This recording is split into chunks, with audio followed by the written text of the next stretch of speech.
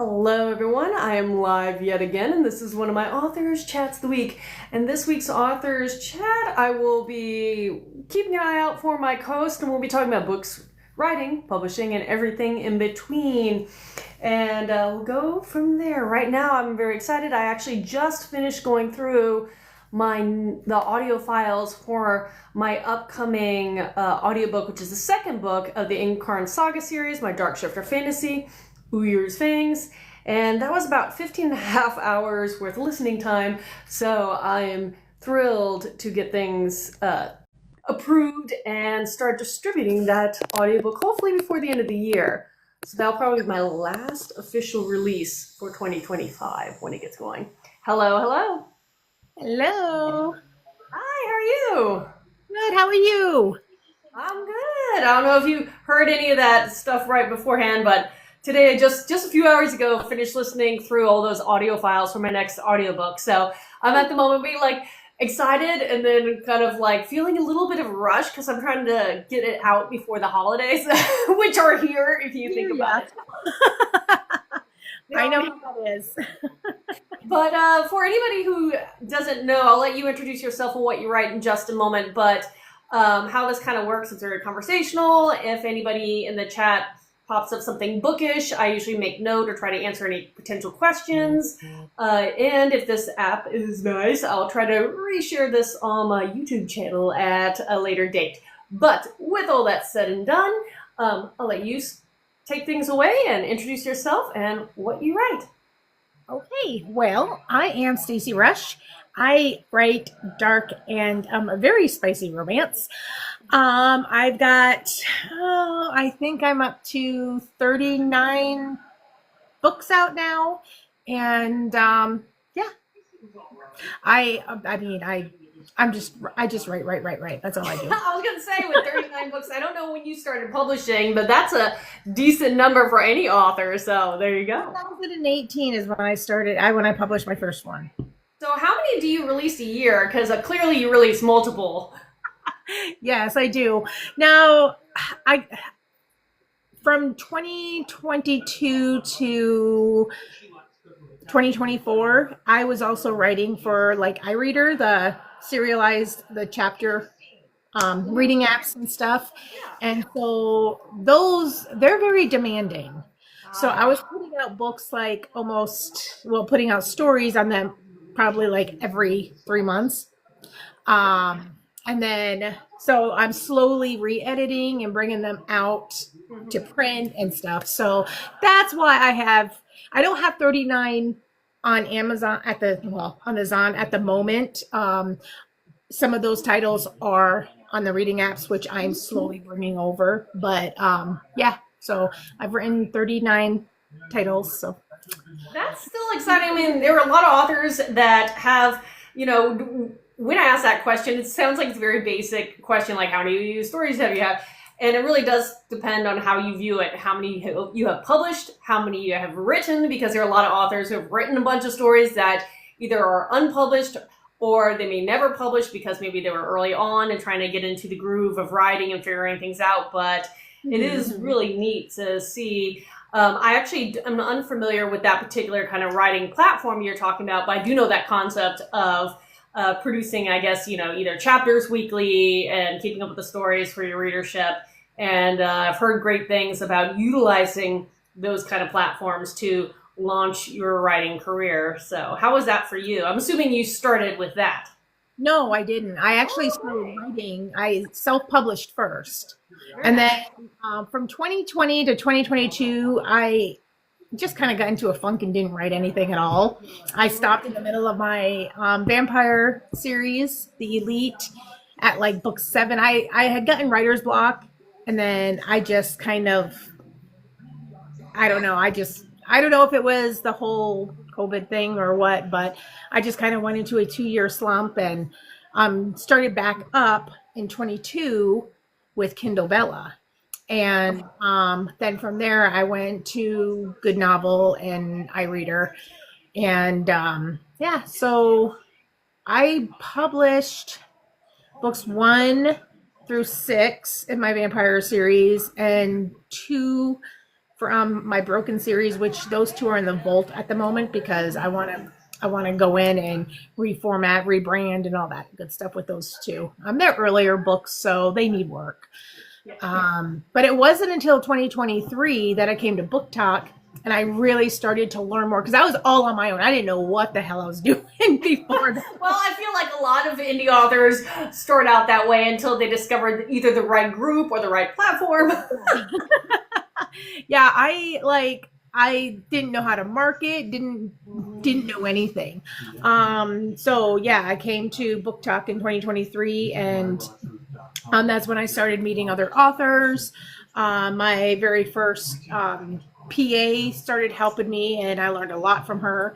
And yeah, we just kind of started a street team and then a PR team, and it kind of took off from there. And I'm still learning every day. I put out my first audiobook in 24. I'm working on putting out another one now. And I do this for a living. I don't work. I'm a full-time writer. So this is what writing is work. You may not do anything else for work. I don't have a job outside of the home. My husband is a truck driver. He's over the road all the time. I was a stay-at-home mom. I quit working at the newspaper in 2017, and I was a dance mom and all that stuff. Well, now all my kids are grown. All our kids are grown out of the house, and it's just me and my dogs now, and my husband. But my husband's over the road all the time, so I got nothing better to do. It's a dream of many a person to be a full-time author, a full-time writer, and so the fact that you made it your own reality, that is a wonderful thing. I am a full-time, I put in quotes, writer / artist. So I do together make it work somehow. Yeah. But still two facets.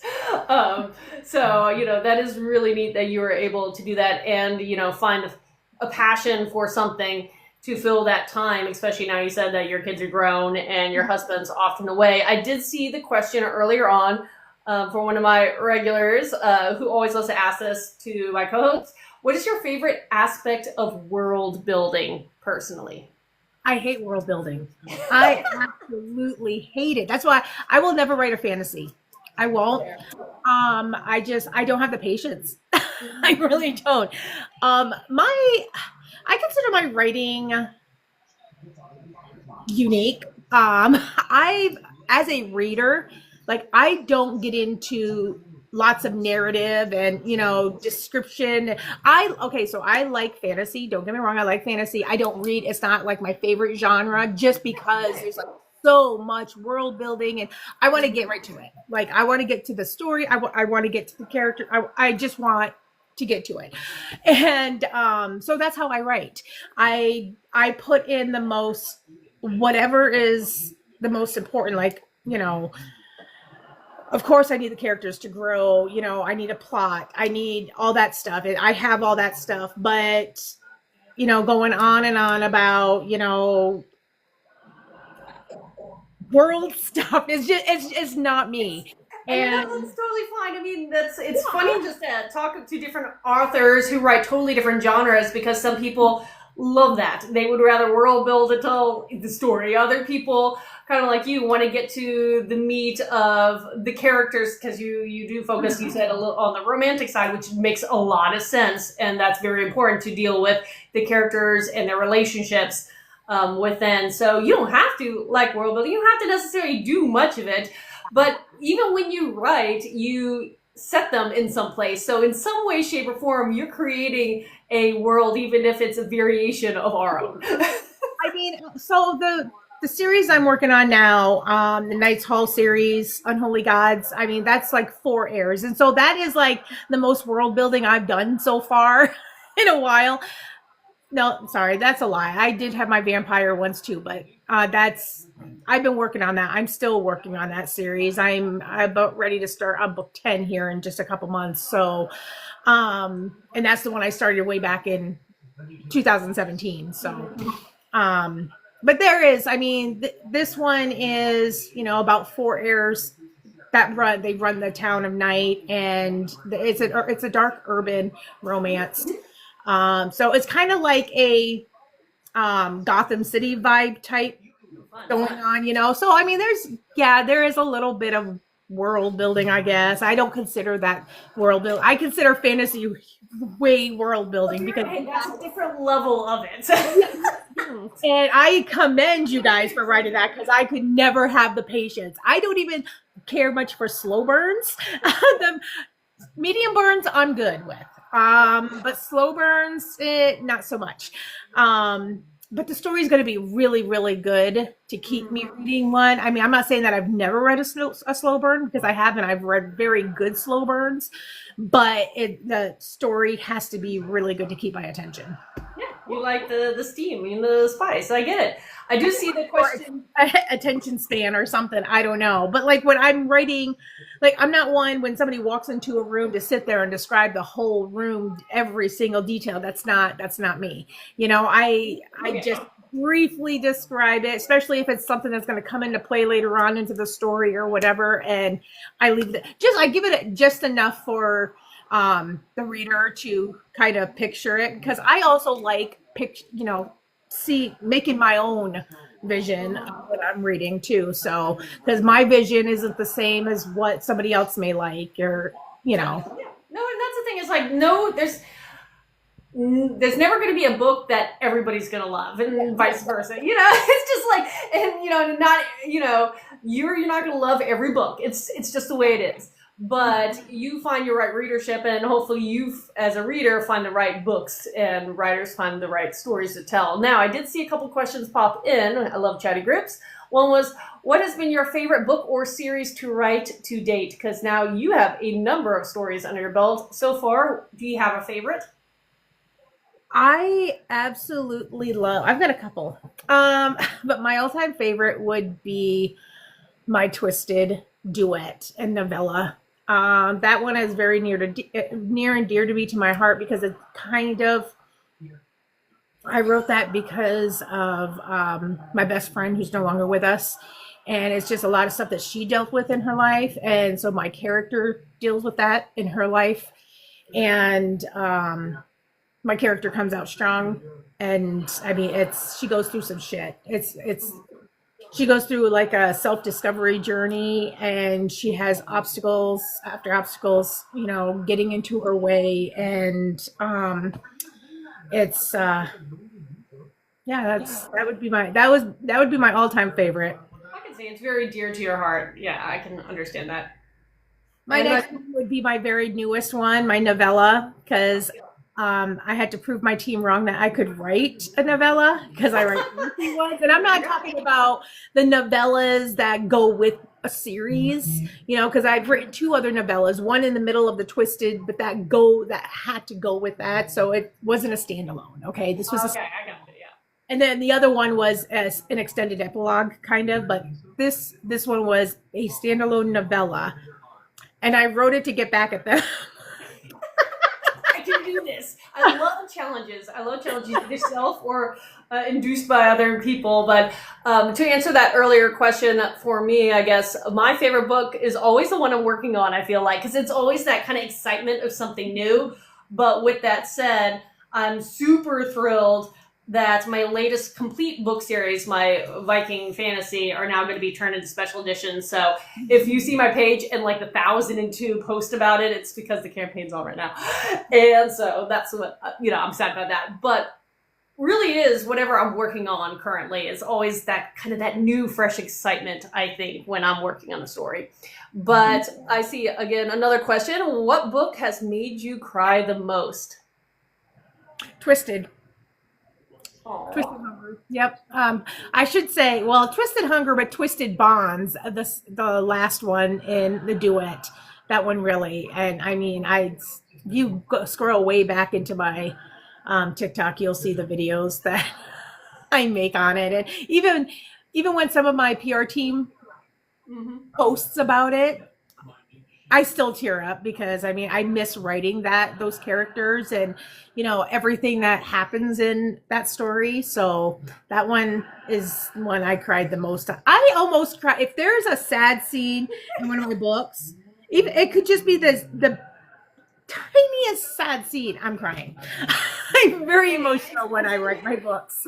It's a good thing because if it draws emotion to you, hopefully it'll draw emotion to your readers. I'm one of those people. It's really hard to make me cry, even though I write on the darker side of fantasy, so I do lose a number of characters. Yet one of the books I'm going to hopefully publish towards the end of next year is my first standalone dark fantasy romance.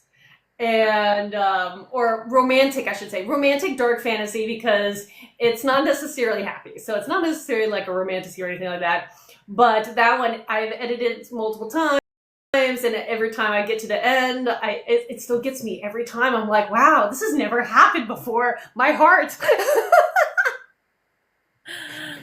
It hurts. Oh man. So that's cool. And I do see from the chatter of your fans that everybody was voting Twisted. Yeah, you asked that they almost all of them will recommend to you Twisted. It's also award winning too, so in 3 different categories. I love that. No, that's always a nice sense of achievement when you get an award for a book or series that you've been working on, because we spend buku time coming up with the characters and plotting and writing, and it doesn't matter if you write 36 books like you did or 1 book in 5 years. You put so much energy and love into your characters. For sure. Yeah. For sure. I mean, yeah, it doesn't matter how long it takes you to write a book. My very first book I wrote in 2 weeks. Mind you, I also realized that when I came to Book Talk, or not Book Talk, but when I went to iReader, because I went ahead and put it on as non-exclusive on iReader, and I re-edited it as I was putting it up because it needed it badly. Because back then I didn't have an editor. I knew nothing. Did not know how to get an editor. My friends edited it. That's who edited my books at the time. So I was grateful to them. But it still needed some TLC when I was putting it up onto the reading app. So, but that one I did write in 2 weeks time.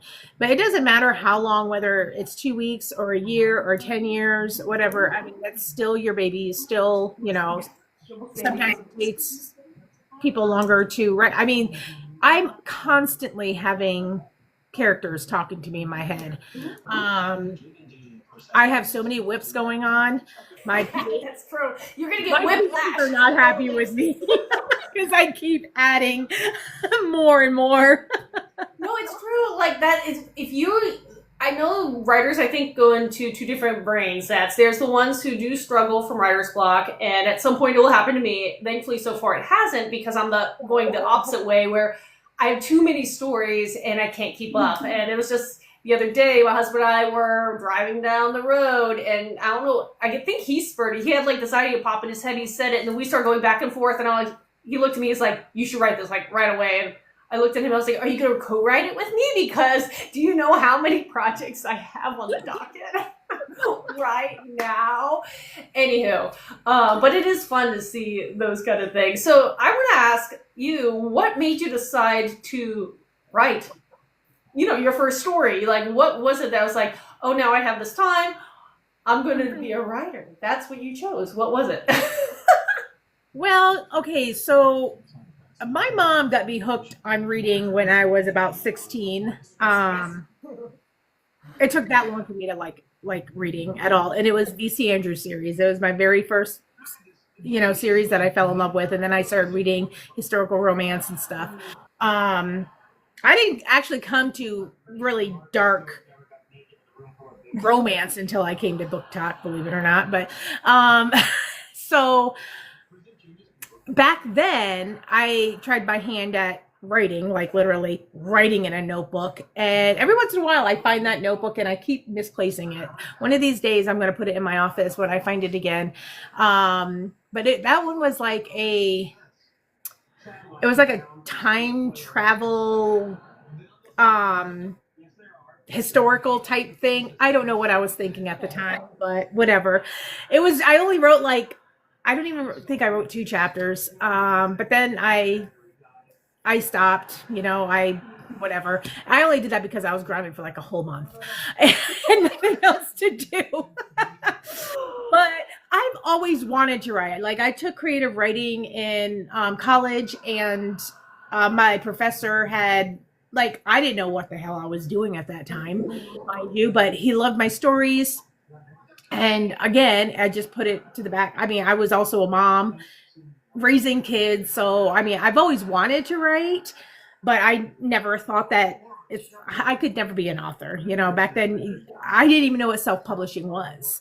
Relatively a new thing, even though it hasn't really been around. I mean, it's been around longer than most people expect, but it's still in its For sure. But I mean, I didn't know what it was. I didn't know that I could do that. It's like, yeah, I could write something and then I'm never gonna, no publishing company's gonna want it. And then when I left my job and became a stay-at-home mom, I really didn't do anything much except read. So, and you read stories that are good, and it's like, oh, I would have done it this way. I would have done it. It's like, you know what? I'm going to write a book. I'm going to write a vampire book because I was so into vampires at that time. And so that's how I wrote my first book. I was putting them after that first one that I put out in 2 weeks. I was putting one out. The next 4 I put out each month after that. So it was, and then I kind of started slowing down and, taking my time because I was working on 2 books. I have a tendency of working on more than 1 book at a time. So just because you have so much going on, and it helps with writer's block. When you get stuck on one, you can go to the other. Very, very true. Yeah, the one time that I ever dealt with something, it wasn't like truly writer's block because I had other stories to work on, like you were saying, but I was just stuck on one particular story. I did put it away for like 6 months and came back to it and finally hashed it out. But yeah, sometimes that can be tough. But it's nice to be able to have other projects to work on in the in-between. So if you are able to balance multiple stories, awesome. That's what I do all the time. So I definitely get that. Keep them straight. It's like, I don't know. I mean, like right now I'm writing my Forbidden Age Gap, which I'm trying not to have that dark, have it be dark. I'm really trying because all my stuff is dark. But I think I don't know. Anyway, so there's that one, and then I'm going to be starting my book 5 in my Unholy series. I just recently released book 4, so book 5 is being started. So I've got my urban romance, dark urban romance, and my contemporary Forbidden Age Gap. So it's like it's 2 different genres. So I think that's one of the I don't know, for me, that I think that's the answer to the questions like how can you balance multiple works is because none of my works are exactly the same. I do jump around. I've jumped around between different age brackets. I've jumped around between the light side of fantasy, though typically I do fall in the dark side of fantasy, but anything from Isekai Portal all the way to progression style D&D to, again, this romantic dark fantasy coming out. So I like to play. It's fun. It's fun to play and, jump around. Sorry. Sorry, I think I saw a question. Yes. Okay, so out of all your books, what is a scene you wish you could rewrite? That came in just a moment ago.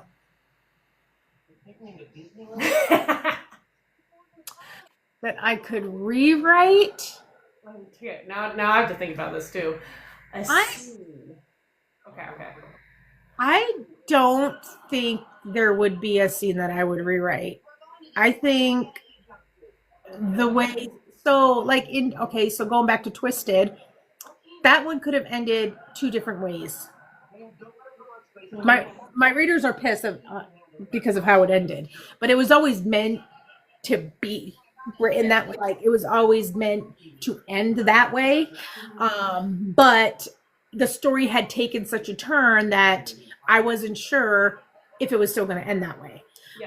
So it could have ended 2 different ways, and I played around with doing an alternative, ending, but it's like, you know what, that just ruins the book, I think. So, and to this day, my team would would love it if I did that, but I'm not going to. Sorry. Um, and if they think I'm sorry about my last book I wrote, no, I would not change that for anything. I think the thing is, like, you have to be true to the story how you see it. And if you are a person that down the line wants to do an alternative ending and give it away to your readership as a private little cool. But, like, it's your story. So if it ends in a way that people are like, I mean, it is your story. And if you, especially if that was the end game from the beginning. But I guess for me with my books, like, as you kind of mentioned earlier on, and when I say this repeatedly on here, is your first and earlier books are always, or at least should be, your worst books. And you should always improve as a writer and get better and better, to the point that when you go back to your earlier work, you kind of like, I did that. I did write that. And that doesn't say that they're bad books at all. Like, my first book has numerous awards to its name and everything, and has been on bestseller list. So I know people like it. That's great. But when I go back and read it, it's still my first book. And what I'm writing now is very different. And the writing's tighter, and, you know, the pacing's a little better, at least in my mind. So, you know, I guess if I had to choose, would be kind of going back to the earlier books and seeing what I would do with them nowadays. Though I would honestly never do that. I have too many new stories. I cringe when somebody's like, oh, I'm reading this. Like, I'll see when somebody's like doing like their book hauls, and they have like my very first book, and I like cringe, just like, oh, I pray that they've read my newest book first. So they know that, you know, it's like, yeah, I am a better writer than that. But I'm assuming that that's how all writers are. They cringe when somebody reads like their very first book or very first few books. But yeah, I do. Like, please don't read. I always recommend my newest book. Whenever somebody's like, which book do you recommend? The one that just came out. Okay, well, maybe not this one, because I mean, it's part of a series. So The latest series. yeah, start with this series. I mean, it's an interconnected standalone. You can read it, you know, alone, but you're going to get spoilers from the books before. So I always recommend to read the first book of it anyway, so you get an idea of the world that they're in anyway. But yeah. No, I definitely get that. And as a person who typically writes series, you know, that's what you would recommend. Start at the beginning. But there are so many people now, and it doesn't mean I won't go this way at some point, where they spin off or do prequels or do other books in the same universe but deal with totally different characters. And that's when it gets a little complicated. It's like, how do you route the reader through your work? Like, do you have a chart? I still want to do a spin-off off my vampire ones, because I do bring shifters into it. I kind of want to do a shifter one, but it's like, oh my God, that's a lot of work. I literally have to go back in and read all those books, just because I don't ever read my books. I don't read my books after they're written. I move on. I don't read them unless I'm editing them, re-editing, whatever. But yeah, no, I don't read my books. I think that's not uncommon. I mean, unless someone asks me to read an excerpt or do something like that, typically, yeah. Or if I'm going through an audiobook process, because I don't usually release my audiobooks at the same time I release, you know, the other formats. So if I'm doing that, of course, it's that kind of reading process. But beyond that, again, always working on new projects, always doing this stuff. And then when I have that free time, I want to read something new or a favorite, you know, book that's not my own, because to get to the point of publishing, I have already read this book multiple times. I honestly, I don't know what, like, if you were to ask me like specific things about books that I've written in the past, I wouldn't be able to tell you. I could tell you probably the main points of it, but that's why I keep my PA Stephanie around. She's in there. It's like whenever I need something, I call her up. It's like, hey Stephanie, did this happen in here? I need this, and she's like, quick. She knows all of my work. But yeah, no, I can't. In fact, she'll be reading, or one of my team members will be reading a quote or whatever. It's like, oh, where's that from? They're like, your book? It's like, I wrote that? I'm horrible. I've got a very very short attention span. Like and short-term memory is I don't remember shit. Sorry. Well, exact quotes is something like, well, I know I'm never going to retain the exact quote or the exact wording of something, though, like you said, get the gist. I can tell you kind of where in the book to find that kind of scene. For whatever reason, I'm pretty good about that, but I couldn't repeat a line off the top of my head. So it is kind of fun going back and years later thumbing through, and either again with my audiobook that's I'm hoping to release before the end of the year. This book published in 2017, I think.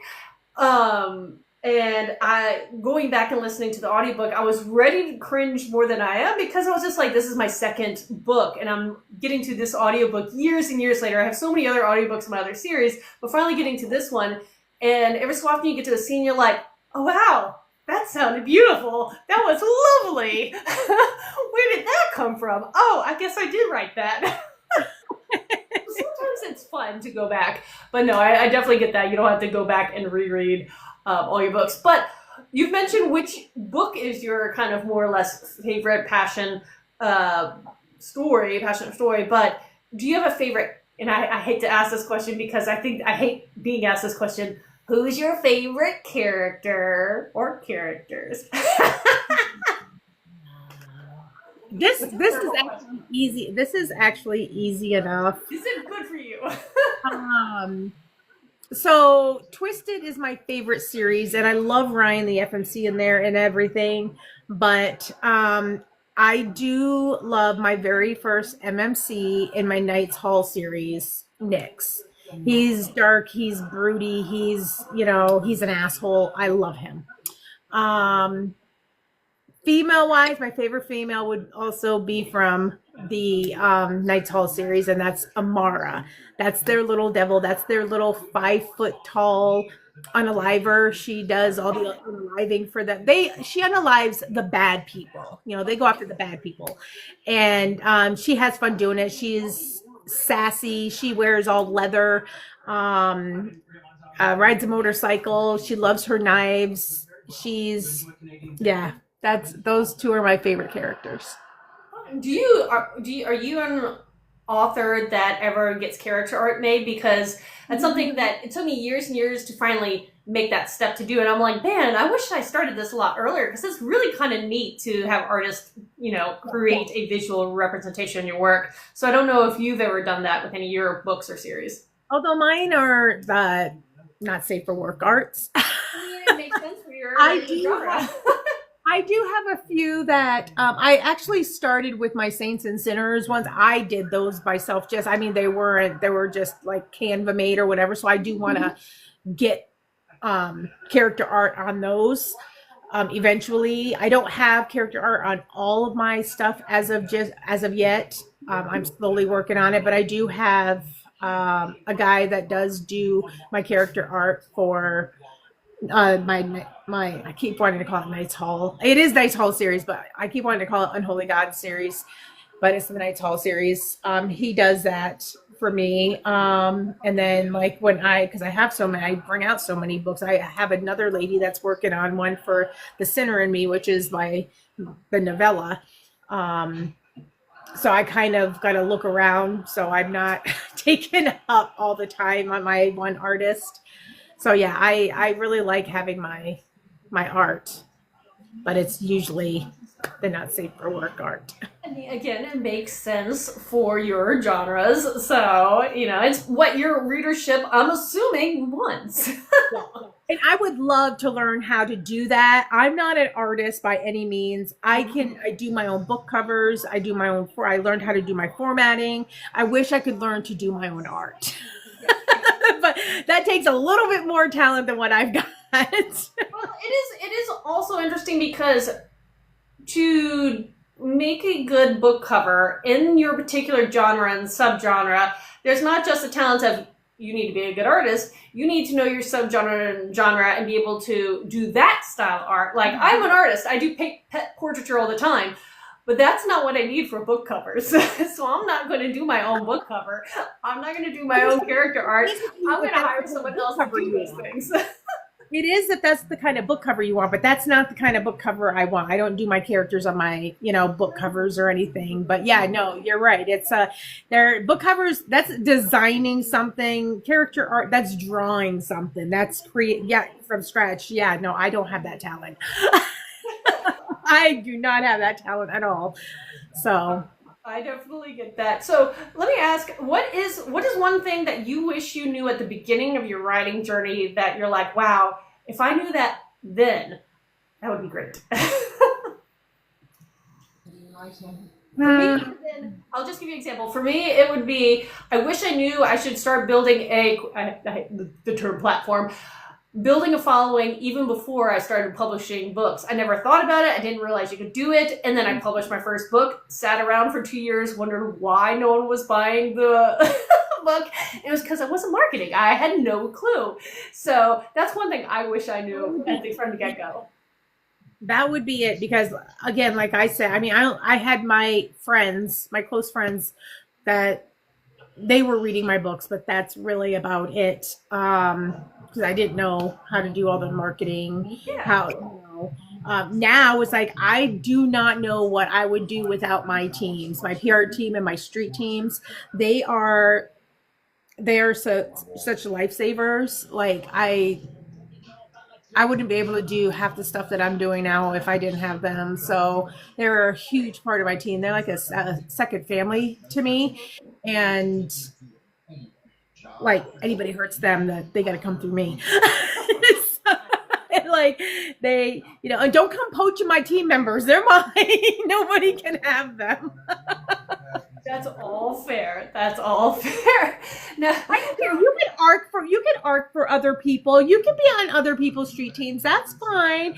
But you're not taking them completely away from me. Yes. We can share, but you're not going to abduct. It's sharing is caring, but not the other way. But again, when it comes to that, though, especially for my PR team, I do try to limit like how many teams they're on, because they get, because I've had team members get worn out because they're doing so much for me, do so much for So I really prefer them not being on more than 4 teams.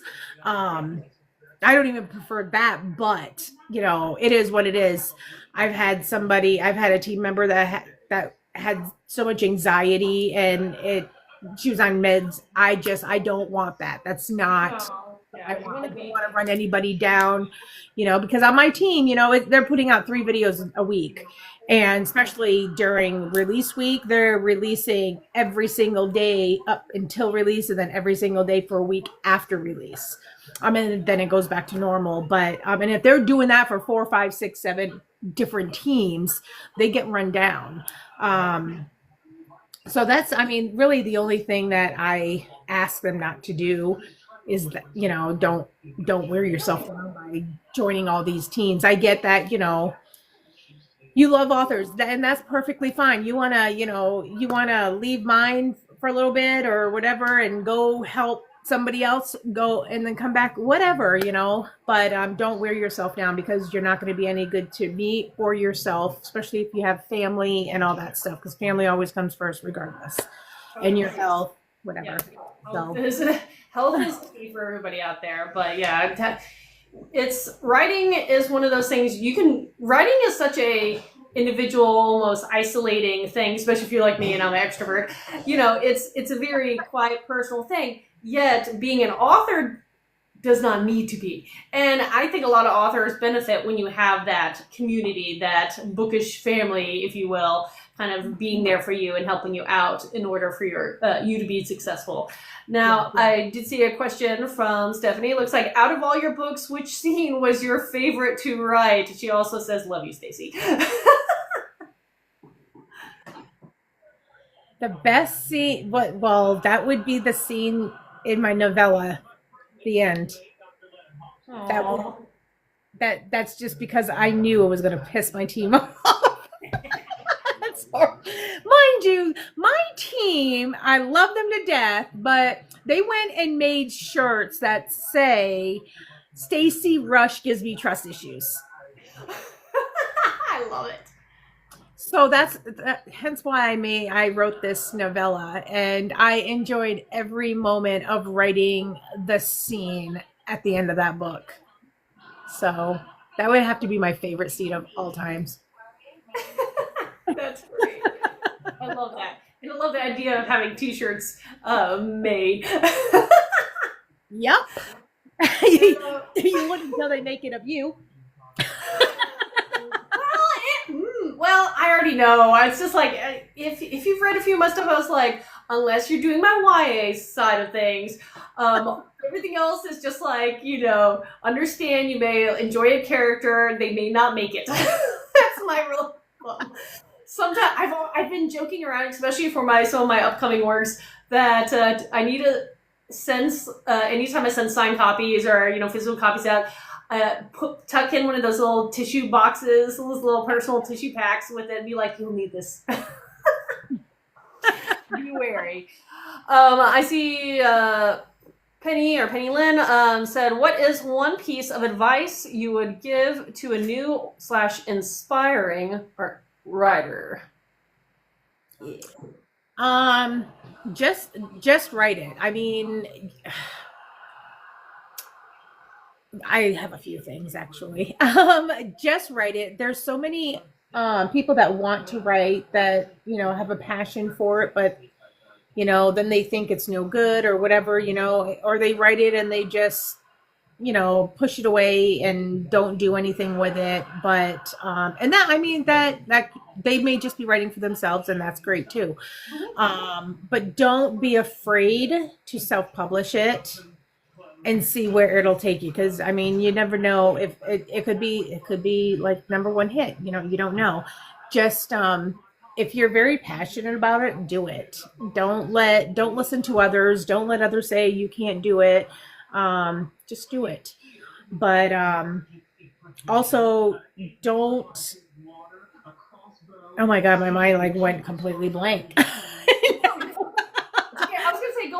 Going off of what you said, I would say, don't necessarily compare yourself to other authors. You're going to write at your own speed. No. You're going to, figure things out at your own speed, publish at your own speed. So, it's great to challenge yourself to improve. And if you have a friend or an author that you're inspired by, be like, oh, I want to do that someday. But don't feel crushed if you're not there yet. That's one of those things. You will get there at your own speed. We all do our own things. And in the fantasy realm, people know Tolkien, he took 25 years to write Lord of the Rings, okay? So you can do it at your own speed. You're going to find your own readership. You're going to find those that love your books. You're going to find I have people that don't like my book. I mean, I chuckle at the some of the bad reviews that some people write on it, just because they're not used to my way of writing. I'm unapologetic. I will write. I don't shy away from writing anything. There are certain things that I won't write about, but that's just a preference of mine. I will read just about anything. I mean, I don't have triggers. There's 2 things I won't read about. And again, that's not because they're triggers, but it's just an ick, or I just don't want to read about it. I don't want to read anything with animal cruelty in it, and nothing with now this would be in dark romance with doing anything with a crucifix. Mm-hmm. I'll put the book down right away. Otherwise, I mean, I'll read anything almost. So, but just, and somebody's 1 star is going to be somebody else's 5 star. That's true. So whatever, don't give up just because, do not look I'm bad at giving advice because I don't listen to my own. I can sit there and say, do not look at your reviews, but we all look at them. Oh yeah. But you cannot take to heart the bad reviews. You read it, you take from it, you learn it, You learn from it and you move on, use it as critiques, use it to make yourself better, or, depending on what they say. If they're just assholes about it, Yeah. then whatever. I prefer when they leave like a 1-star, 2-star, whatever, but leave a review and not an asshole review, like a sincere review, if they're critiquing it. Don't be a jerk about it. I don't mind having those low reviews because, my work's not for everybody, and that's okay. But I don't like it when they leave the 1 and 2-star reviews and then don't leave anything. Like no review. It's like, let me know. I can't learn from it if you're not saying what you found wrong with it. Yeah, and I do the same thing. As I'll look at my reviews and I look for trends. If it's a one-off, I'm not going to, but if it's something that repeats, be it good or bad, it's something I want to be aware of, because that is something, as an independent author, I can either, if I ever have the willpower, go back and change in the book and re-release, or at least improve on for the next, piece of work that I'm working on. So I do like that. Now, like you said, don't take everything, all of them too hard, especially the negative ones, because someone could be just on a bad day. Your book's not going to be for everyone. My favorite example of this, I think it's hysterical. I don't know if it was a 2-star, 3-star review. So, it was middle of the road, but it was so funny to me because everything about it was saying how much they love this book, love this book, love this book. And then the last line was, I gave it a whatever star review because I only read standalones, and I was really upset that this was the first book of a series, even though that's on the title, that's on the spine, that's in the description. And I'm just like, okay, you can't win them all. So sometimes you just kind of have to almost laugh and move on. Yeah. And sometimes you really do have to, if you see, there's 1, 2, 3-star reviews, you read. If there's a written review, read it, because that may be the case. They loved it, but then there was one specific thing that they did not like personally that you may not mind. So that's why I want people to leave their written reviews. Even if they DNF it, leave a review. I DNF'd it because, it wasn't for me, blah, blah, blah, whatever. All I ask is, don't be an asshole. I mean, remember that, the person behind the name, they're a person. They have feelings.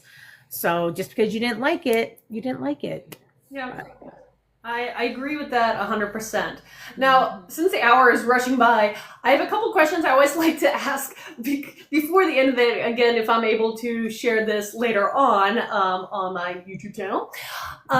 So one thing is, with all your books, where can people find them, and what formats do you publish them? I know you have a lot, so you don't have to go through all of them, but in general, where can people find your stuff, and in what formats are they available? The main ones are, it's Amazon, Amazon. And I have started putting some of my titles on KU finally. My newest one, The Sinner in Me, and then all 4 of my Knights Hall series, Unholy Gods 1 through 4, they're on KU.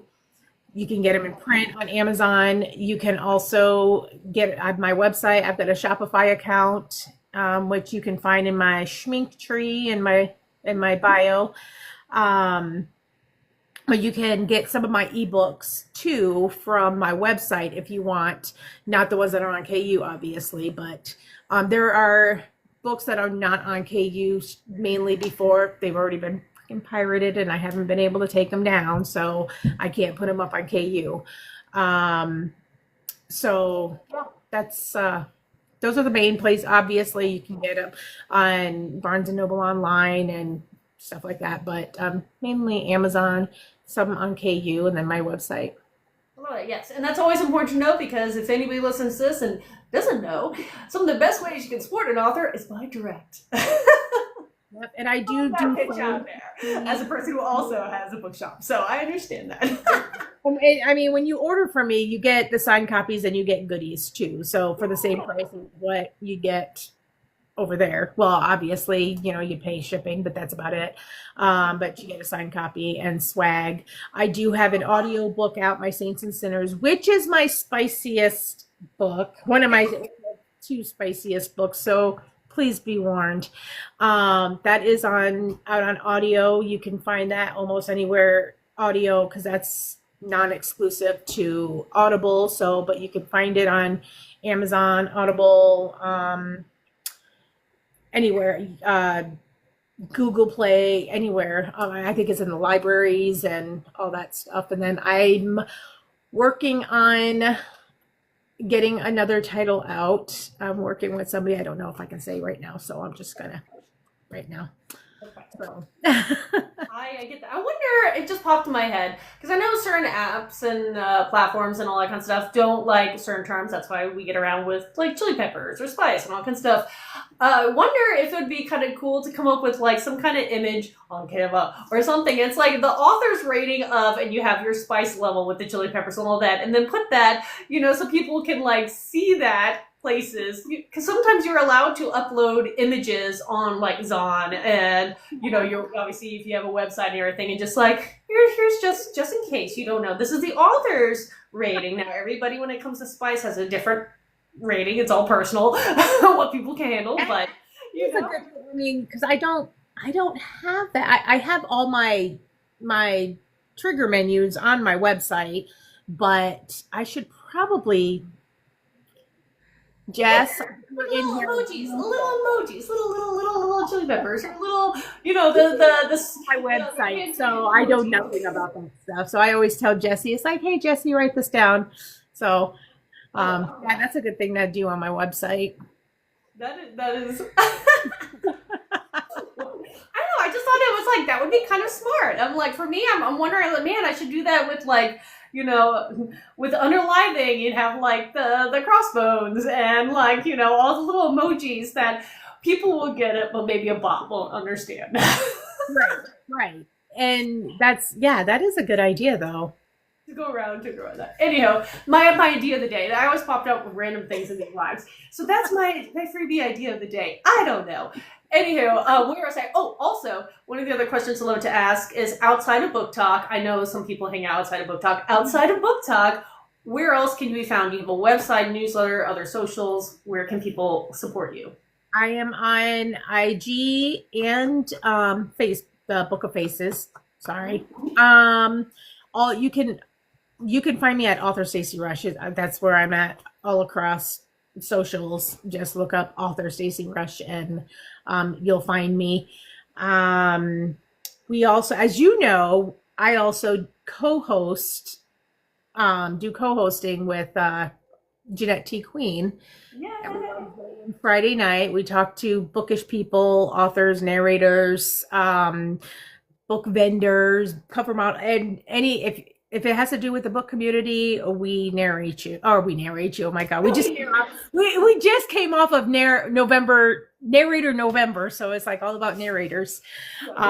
So yeah, and you'll also be finding a lot of stuff too. I'm working with 5 other gals. We're doing a bookish event in 2027. So yeah, because I have so much time in my life. So yeah, Twisted Tropes book event 2027, Chattanooga, Tennessee. Okay, so you're not that far away from me then. Oh, I'm in Iowa.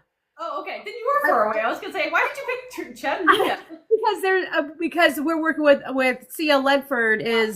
She's in Tennessee, so we're doing it down there, and that's the reason why we didn't put the name of the state in there, because we're all from different states. So we may do Iowa in 2028. We may do New Mexico, where somebody else is from. We may do Minnesota, Missouri. So it's a traveling one, apparently. That's cool. I'm writing it down since I am close enough to you. Yes, the Schminks Up, we are doing take an interest forms. So go ahead and. I'm making. I always write notes. If I ever look down, it's not because I'm bored. I genuinely am taking notes throughout these things. Hey, I know. I interviewed you. I know. Don't worry about it. No, I realize I have a pen that's almost dead, so I keep like rewriting it because it's just like not taking. Sorry about that. Anyhow, so that's cool. Yeah. Oh, actually, that's a great question. Are you doing any events in the near future that you're aware of where people can see you face to face? Oh yes, I keep adding events to my schedule too. I actually have one more event this year. That is in Grinnell, Iowa, here in my home state.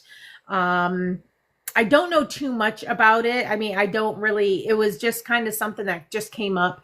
There was a PA that reached out to me and a few other local authors because her author was flying in all the way from Massachusetts for a bookstore signing, and the bookstore is closing down, so they're not doing it, and so she didn't want to lose her.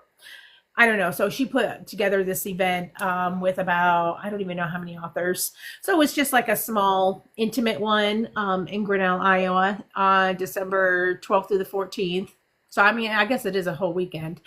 But then my next one is Flirty in Kansas in February. And then in May, I have Frisky in the Fields in Iowa again.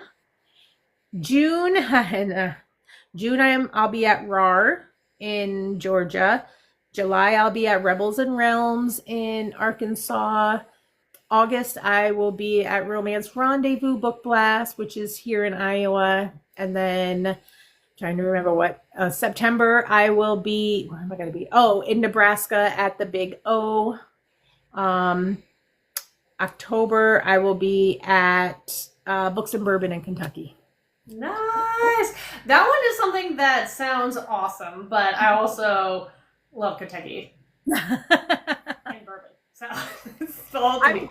Books, bourbon, Kentucky sounds all great to me.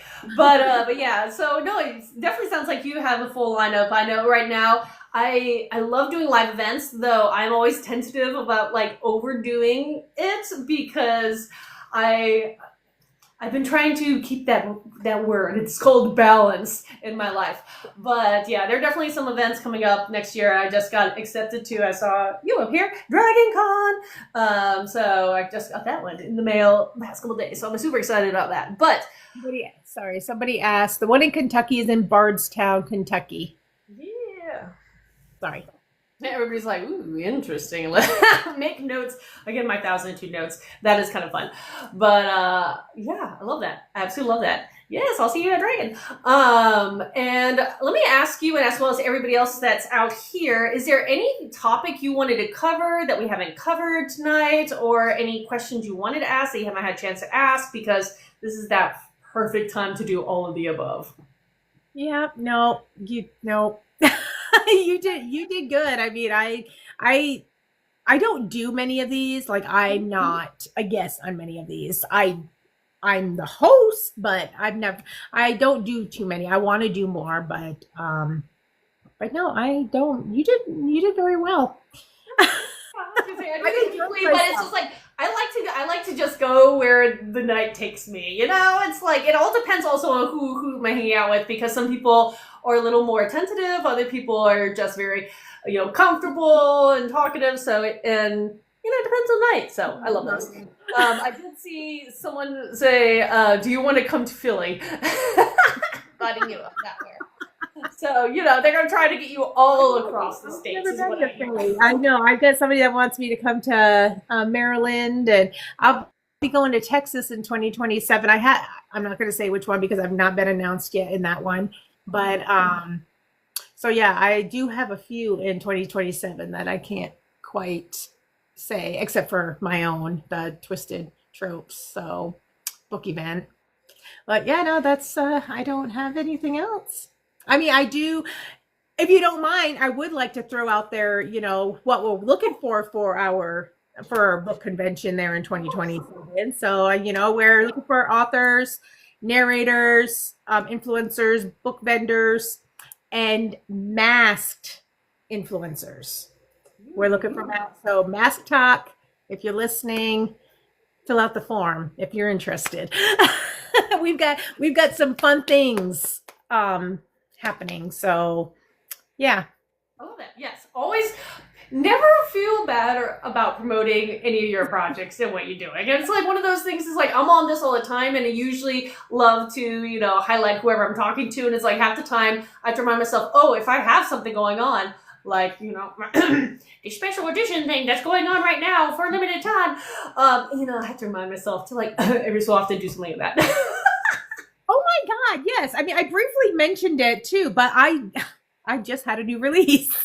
See, there you go. I was like, what are you missing? There's always someone's like, not even in my office, so I do not have my books with me.